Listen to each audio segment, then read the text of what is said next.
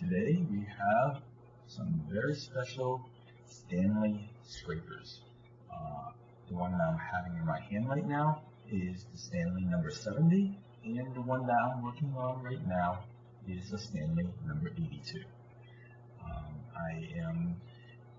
I purchased these things from buying a box of hand planes, and these were just I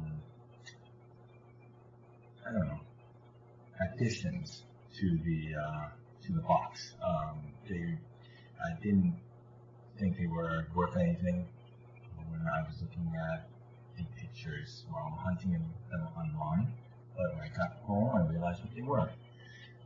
So now I'm disassembling them, getting rid of the old Japanning because they were very, very blotchy.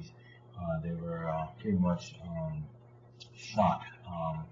There was a lot of surface rust, and I wanted to polish up and get rid of all the paint, I don't know, bits and pieces of paint on the raw metal. After this process, I am shining up all of the screws, trying to go through the wire brush and then go through the polisher. Now that I'm finished with it, I bring it back, and I always do a reassembly before I do anything else, just to make sure that all the parts are still easily fit back into where they belong, nothing's broken, and then I proceeded into working on the Stanley number 70. There was some shot that cut out offline. It was kind of irrelevant. I was taking out a pin. I was holding on to the back of the scraper that pivots. Here I am trying to take the entire scraper off of the handle, but unfortunately it was more difficult than I thought, and I didn't want to break it, so I stopped where I was. Now back on the wire brush to clean up the paint off of the scraper, and now I am doing the final assembly once more for the number 70.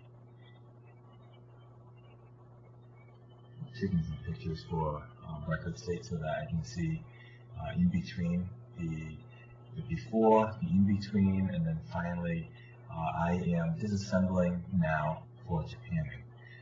You can see the bottle of Japanning right next to me. That is something I mixed up. It is 40-40-20, 40% asphaltum, 40%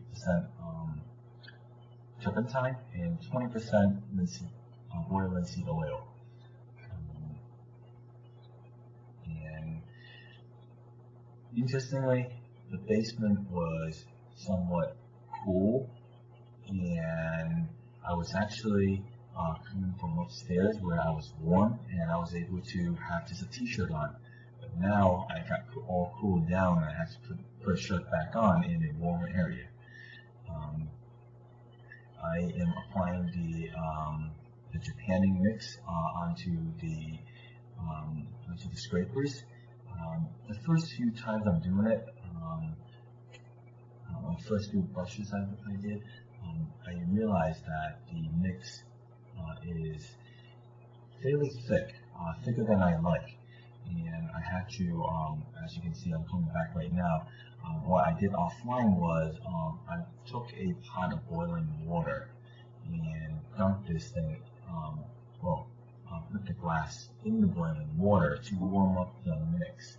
This seemed to make the mix a little bit more watery, not watery, but a little bit easier, malleable to work with. It has a consistency of molasses at the moment, and I'm looking more for the consistency of honey. So it's a little bit less viscosity. So now I'm continuing on doing the rest of the painting for the Japanning. In between shot, after this, I go straight into taking it out of the toaster oven. Actually, it's have a 12-hour in between. This is in the middle of the night I'm doing this, and I went to bed. And now the next morning, I went through and heated through at 180 degrees, and then at 250 degrees, and then at 300 degrees. In each process, I slowly bring the temperature up, and then let it fully cool before I move on to the next process. And now I've gone through all three, and just quickly looking at it and do a final reassembly.